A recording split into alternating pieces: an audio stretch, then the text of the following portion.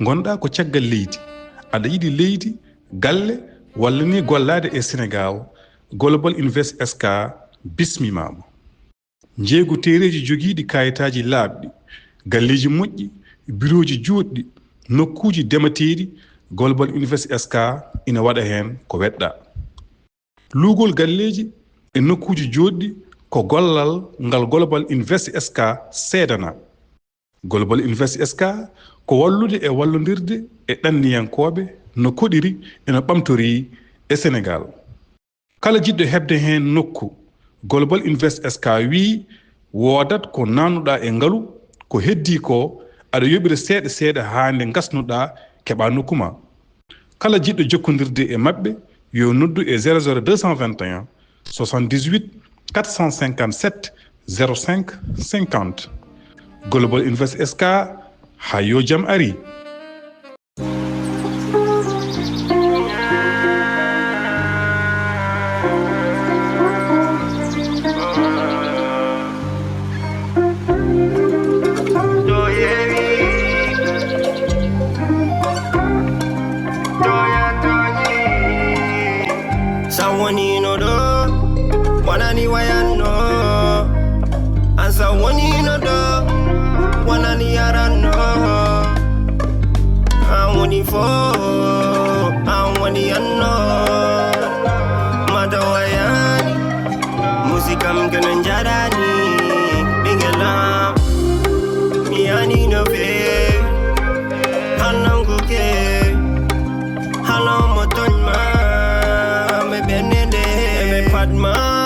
Calma, ben darma, chakalma, ebe peuja ya calma. Do yewi, do ya toni. Je t'aime à la folie, Fomani anani, olgo kebi.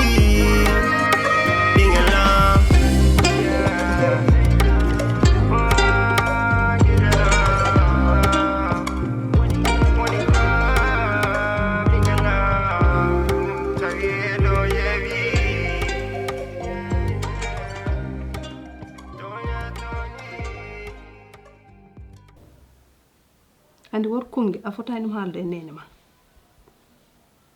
gongo dum yodani mais kala ko way hen won fof a wondata hakkil ma ka day mako sesi mbati di non sesi ha trouve une solution parce que ko nene ma ça fini salmin nene ma wa mako comme nene banda mako parce que ko jignaado ma a way hen hayde Allah wadi ha pari nene banda idane wa mako don min so wi dum hayda ha joni mi wiani mo kongol kono gam vraiment ene mi tagi so mi fini mi wawa hay salmindemo hay ndardemo joni en attan problème mi wawa hay ndardemo min taw ko dum tawoni woni problème am joni mi wawa ndarde mi wawa hay haldemo même mi suwata wiidemo kongol ko gongo mais kala way hen won fof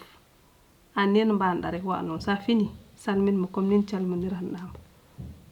wan mo topoto comme ni mbadanɗa adana parce que ko jignaɗo ma ko ɗum garnam pour waddema conseil ça fini yaga nene ma calmina ɗum comme nene mbanɗa makko ko ɗum kalnatmami parce que haɗa andi a majjaka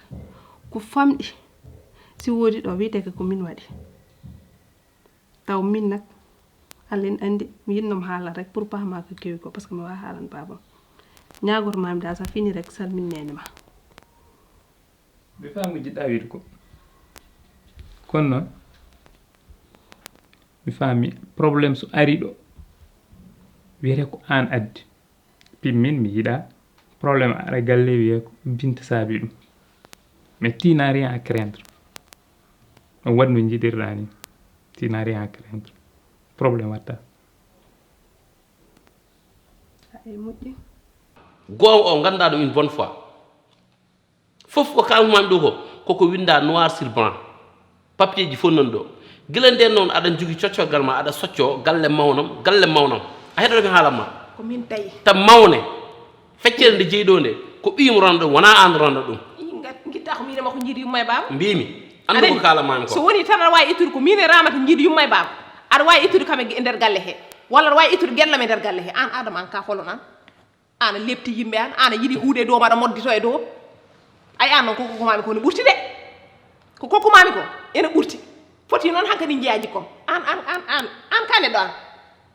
an hay mbabba ladde ɓurma an hay sa walino e ladde boyiji coggatama gata wona neɗɗo hande kay sa wala ala ko kalɗa 12 ans noon andu ko min jogima eyi wayi a joguiɗa kam mere joguirɗa kam min ñammima min yarnuma min holtinma hande kala no mbaɗa ko min puttinaka ɗum way sayko anan kala mami ko wayno simmi haala ka mi sohlani ɗum min tawi haala wawi ittude kam te mami noddu yummami haalday mum mbiɗa wonɗa ɗum min mami noddu famille o fof mi haalnaɓe ko gonirɗa ɗo e gallo maltraite mo gonɗa e wadde o e manigance uji gonɗa e wadde fof mami haalami ta so jari ko lawol panumami jimta ko luɓa kam gallam une bonne fois pour tous kono ɗen ɗo jooɗi ha joni a yahani lawol an famdi gacce an woni rawandu ana hersatani ana wonani hay neɗɗo ana jarani hay andude an somi andino ko ni battata kam somi ari ɗo e galle he ko ni cakkitirtuɗen aɗa andi hay aɗa andi mbiɗa joguino possibilité ji laaɓi ujunere pour wawde wardema wona haɗuma wadde no par ce que mi sikkuno tan mataw ka neɗɗo mi sikkuno tan mataw mini ma hunde wawa wonde hakkude men hunde ɗon jaggunɗa ɗum wonnoma jooɗade ɗo e gallo ay hunde jaggunɗa nde ko ɗum wonnoma jooɗade ɗo e gallo mbaɗɗa noon manigance ma ha joguiɗa armema e junggo cikkuɗa a joguima doole cikkuɗa a joguima doole kono hande noon foof gasi ta kala ko jiɗɗa hen kadi mbiɗa yiiɗi ko ɓuuri ɗum hande mbiɗa jogui doole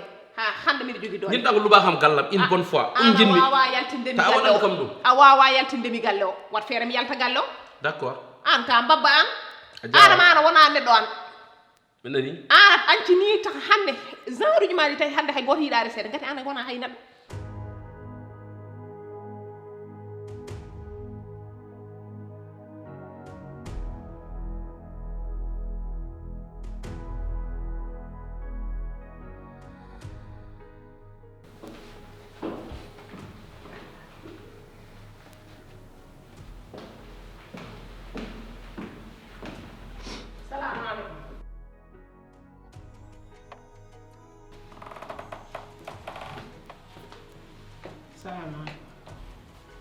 Adam. Aizat. Emma. Jor. Ala wonum jodade an mata yande appeluje. Appel hombo. Anodi kam. Ada mana de mala. Dina portable on. Nan mi suga be mbiya wala nder. Mi ya jip nga buddo. Ar jodo suka ba far wata suka be nan dumen anni. Sahanga kadi harma ha ngedi hewandi ada no portable to biyane appel minanani appel minde kam nani kam ana adam an ko hemma adam an Aisat anda min aduna am ko jibi depuis que momo halde am no ɓeydi horanden ko ni tan waɗata andi wonko woni momo wonko faala kam haalande ay no mbaɗɗa feere no min noon sa wiyata waɗa feere mbiɗa yalta galle oɗo mi sikkitan mi ana nimsitan ko tahi ni ko gandunoɗa kam ngati mami ƴettu kine ma ɗe mi sukka ɗum e ndiyam te mi tukkittama to somi wima ɗum tan aɗa foti andu ɗum ngati aɗa andi min ɓurma wonde bandi min ɓurma andude wuuro ngo min ɓurma susde reedu te kala ko jaɓum somi ngati hunde sona tañi ƴiwata andude bandiyagal ma ngal ɗo e jaase ma nde ɗo ko ɗum haadi kam nadde ma nde mawne ma mbiɗa wawno ƴettiddema de min mbiɗa wawno bel et bien ƴettiddema saabu harmani ha ta haɗaka kono andude an peeje ma e jasdema e wondema tan neɗɗo cañɗo e cuusɗo ko ɗum haɗi min nadde ma adama ko min ancuma ko min harmin ma aduna e laakara kono noon mami haalade gueɗel gotel haade kam immaɗo mi yaha a wi kam mi yaltu galle ma mi yaltat galle o ngati kala joguiɗo suudu ma jogui suudu baba de woto sikku noon koye bedda jeeyami aɗa andi to jeeyami te toon sa yettima toon aɗa andi saɗa haalde maɓɓe ni a tukkitta ko daraɓe mi wona sere e wuro heede mi wona waɗaymo ɗon haade goɗɗo heɓa haade gueɗel goto noon 43 wona waɗi feere ha yaltini kam galle o andu noon ane wurde ko weeli hande ɗo dakkini ha jetteɗe sa welama noon artitoy caga ma mo ganduɗa a jaram ndiɗo e makko e bureau ji ha tampuɗa jaram. puɗɗiɗa resde mo gadduɗamo ɗo ala probléme sa welama artitoy ma kono onon ɗiɗo mi sikki tan on gonta wuuro ko ɓuuɓi ɓerde mon on guurat ko ɓuuri mettude ko guurnan nde gonnomi ɗo e nder galle he ko guuran ɗon ɗum si je te le dis rek et je te le promets que je vais le faire aɗa wawi wadde ko ɓuuri ɗum ɗum min woto mi jasema mbiyam aɗa wawi wadde ko ɓuuri ɗum kono mi wondata ɗo e ma mbeɗa wadda ma gooɗiɗi tati somi woni noon bedde to noon ɓurata wuurde ko metti eyyi d' accord ala probléme an jas kono min ɗuɓam gallam tan mi ala galle an ka jasɗo jelliɗo a wona hay neɗɗo a won a firtata aduna e lakara ma ko ni tan gonta ka gaɗa debbo ko ni gurdata gurdam ma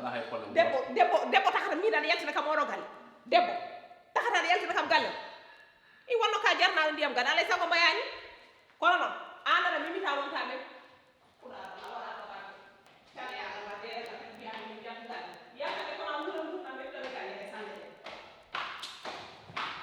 min andi ko tawi mi natanema saabu jasema ɗum haali kam naddema joni noon somi falma haalande hunde heɗota kom ha ganda ko yiiɗi haalandema kono ko ɗon jotta ƴetta ɗum kadi nan ɓeyda ɗum e probléme uji ma kadi joɗɗa aɗa hankino ɗo henna adama artir haqqille ma mbaɗa hoore ma neɗɗo guila nden ha joni mboɗo haala tan ille somi haali tan naata koye yurɗu dofruma ñamdu ndu naata e nano he aɗa mottu hoore ma neɗɗo waɗ juuɗo ɗo hankino a natti lootade nak kono mbiruno mami a ñamata a yarta a natti talde hoore ma natti talde joom galle ma sa woni ɗo hankino a hangama ɗo walla ñawama rafama ɗo henna walla aɗa andi worɓe ɗe ko ɗum wirtude yadde goɗɗo fo ɗo e nder galle he perta 10 perta lesi eyyi wonɗo adama ɗen guiri ko kalnomon mi ko goo kalantumami de adama min noon mi talani wondude e kangaɗo kam soko Allah artata guille ma mbaɗa hoore ma neɗɗo de moƴƴi ko mbattani hay fos ar dusam galle nen Rama Diouf en ɗeɗo balɗe fof mboɗo wiyam komi jiɗɗo arde ɗo tawɗa waɗani haydara hay goto ala ɗo arji hen mi yahani nana mi yahani ko tawi a yahani haydara ɗum mo jehen mbaɗa promenade seɗe change a air ni ɗum mo jehen wawi fiiri pas envie de sortir e yar dusam saabu Allah tan an jehen saabi Allah kay angal feere tan waɗa tan ɗo dusama kono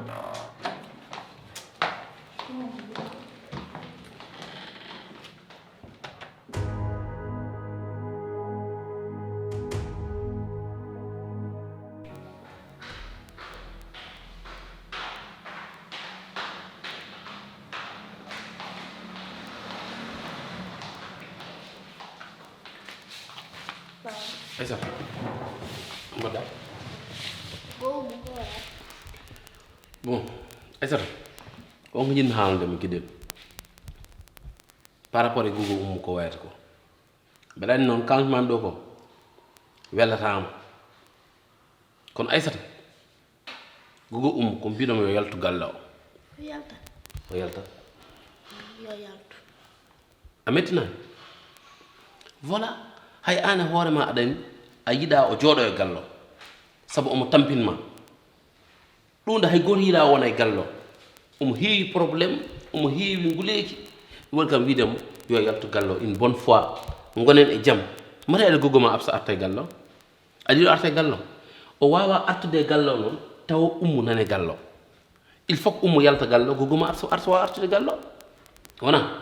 accumo ɗon o waya kono enen yo luɓno e gallo han gonen e jaam wona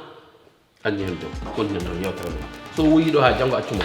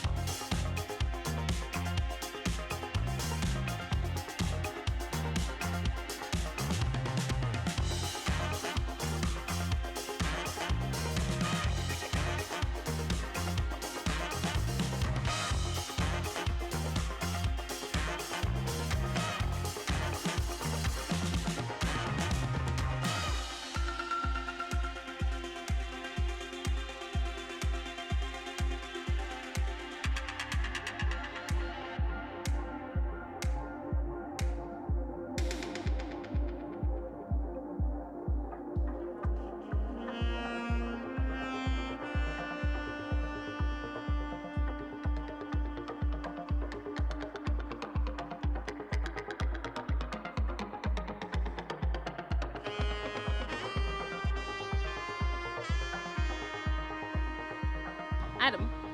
aɗan ko kalantumaɓe gummoɗa sal yaha lawol ma hay goto toñani kam noon sana rek mbeɗa haala wiyo ko jurmiɗoma an aɗa jaɓiɗo yurmade min namdo so tawi aɗa jaɗi yurmade ɓe oto wi noon orma wi noon rek haydara waɗa hen te an taw wonno probléme ma yalti gallo ndaram guila joɗiɗen ɗo ha joni mi wima mi hootani yaw musaɗa yaha haaju par ce que condition ngaji ɗi powon mami ɗi ko ɗin tan woni ɗon ko mbimami ko tan o yaltat mi ara so yaltani mbaɗami ɗo yalti encore une fois yalti ta an ɗo darɗen ɗo e bedda eɗen kaala jeen kollama hôtel ma hol hôtel mo gonɗa ɗo guilnaɓe mbeɗen yiilo adama heɗo mi haalanma min mi tampiri haalde tan mbi refto hôtel am mi hollatama hay batta wonta andude e an ka irresponsable a faami a haali goo a haali ɗiɗi a tampiri woppam wala nanta ko mbimami ko tant que waɗani ɗum an wontata min e ma a faami a wawa haalde ko nanem a wawa haalde ko gonɗinamen an kam haalama mi wonta firu ɗum ɓiyam sibi ko kalta ho e ko mbatta ko ça fait deux haɗa mi andude hunde ma tawon komi andi caggal galle haɗa mi andude hunde ma tawon ko goɗɗo haalni kam aɗa suuɗami tan kala ko meneɗa haalandemi an hakkude ma e hay hunde hen ala ko meeɗi hen wonde gonga toujours vérité o ko caggal gandam ɗum haɗa mi andi mais an hakkude mi ala ko woni hen ko cuuɗma en haydara ko woni hen ganduɗa komi cuuɗɗum hakkude mi fof mi haalnimo te bébé ko wona haydara ƴeewa Aissata ƴeew guila gummiɗa galle fayde hannde Aissata hay ñamde o ronkat min jooɗoto bool amin gotto mbiyami baba mane guggam ayra mo gugga ta an aɗen ko ni himo no fo duuɓi ne wonde makko 12 ans presque taw namta ko hayso yalte galle o kanko yitta arta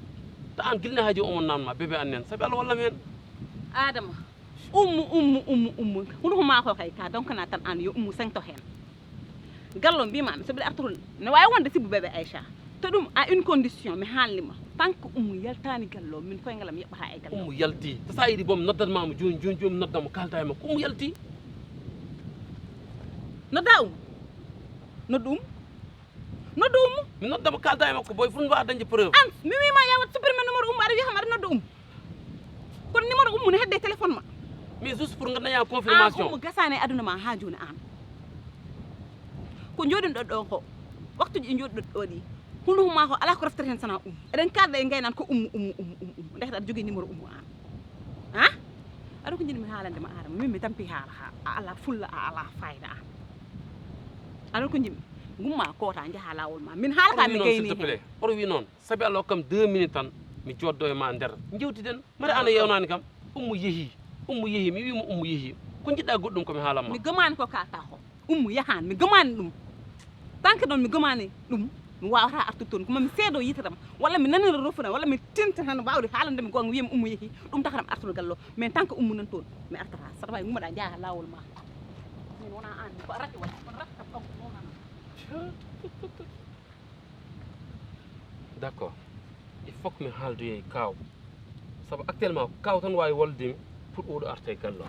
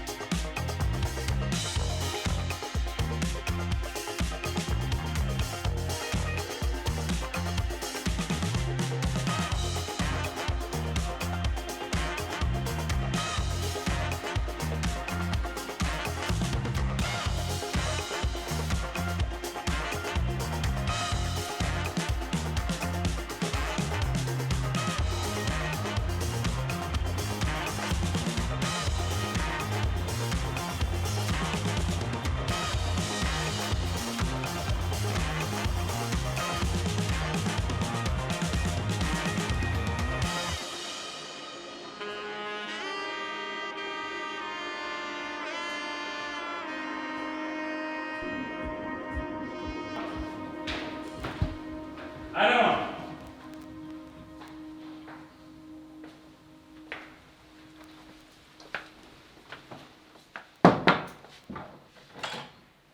Tanto baru kan. Kulo ko taxa ko ngol. Ay sigam an ada ne galle o Cameroon ko yide hay gawde galle o to ngodi. Wi jeewi gogo ma ala do kambe fu hay goro ala galle o to ngi. Ko dum tay hallo ko ni goga am ko jalto. To woni Ah. ko jalto do waynaki. O yalti do ko boyani ha boy su baru sukki hende. Ala. Kanko e baru jaadi. Ala be jaadani de ko goga am idi ya pere baru sukki hen. Baru kambe jaadi wala baru yehi ko haaju mu wiye mi famani. Ah baba min dal baba man haalande. Mi sikku tan worko kewata galle de do balde de. Ala ko kewata e galle o ko mi famani ko wayno holdo. Holko kewi hedo. Ah baba de toute façon hay accu dum yawta en tout cas dal mi añat won do meda haali wiye ko min wona do meda wade jaxase. Njaafaɗa nak.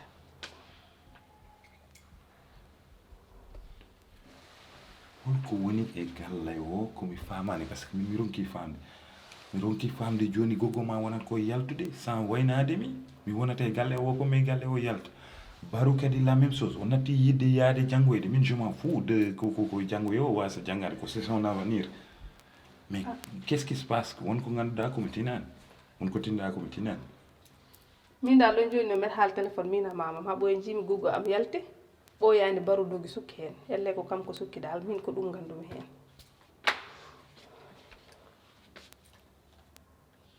Moji. Wadde min yawtundir ko nan dum har haara.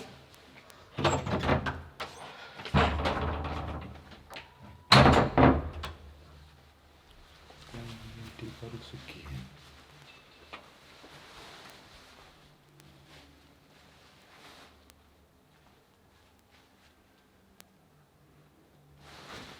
Adam holko foti yaade ko suudata kam ko mi famani.